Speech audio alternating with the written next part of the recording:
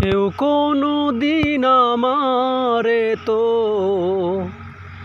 কেউ কোনো দিন আমারে তো কথা দিল না, কথা দিল না।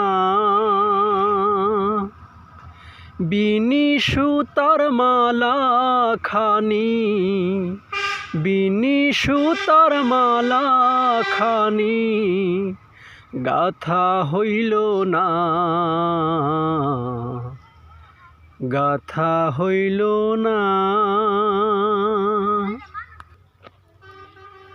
প্রিয় বন্ধুরা, আজকে আপনাদের আমার এই 20 শতাংশ শশার প্রজেক্টে নিয়ে আসছি।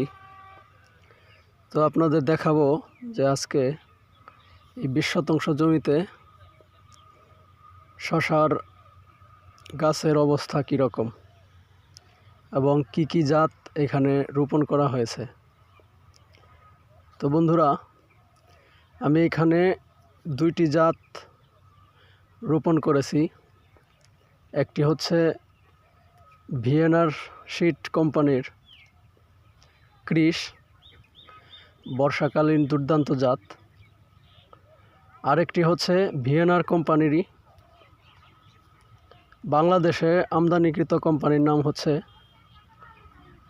East West Bengal seed company. আমি যার কাছ থেকে বীজগুলো নিয়ে আসছি সে বলছে ক্রিস এবং জনতা একই ধরনের ফলাফল হয়। এখন দেখা যাক, আজকে গাছের বয়স 18 দিন চলতেছে। এই 18 দিনে আমার কাছে মনে হচ্ছে যে তার কথা মতো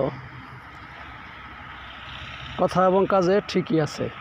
কারণ হচ্ছে গ্রোথ, ফলন 2-1টা চলে আসছে 2 জাতেরই, এবং কালার, গাছের কালার সব কিছু একই হচ্ছে। এখন দেখা যাক ফলন কোনটার কেমন হয়। বর্ষাকালীন দুর্দান্ত জাত আসলে কয়েক জায়গায় টেস্ট করা হয়েছে, দেখছি।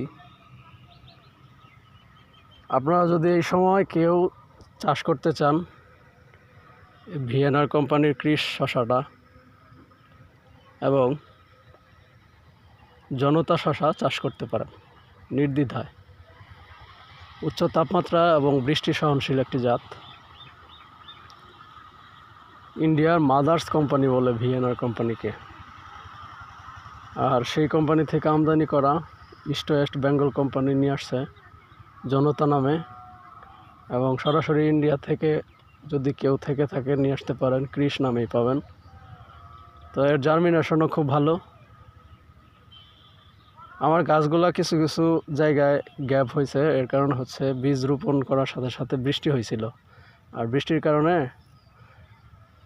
মাটিটা চাপা পড়ছিল, এই জন্যে মাঝে মধ্যে মার চলে গেছে। তো ঠিক আছে, আমি আপনাদের এর পরবর্তী ভিডিও দেখাবো ফলন কেমন হয়েছে, কিভাবে কি হয়েছে। সবাই ভালো থাকবেন। আমার প্রজেক্টের জন্য সবাই দোয়া করবেন যেন এই প্রজেক্ট থেকে ভালো কিছু আর্ন করতে পারি। ধন্যবাদ সবাইকে।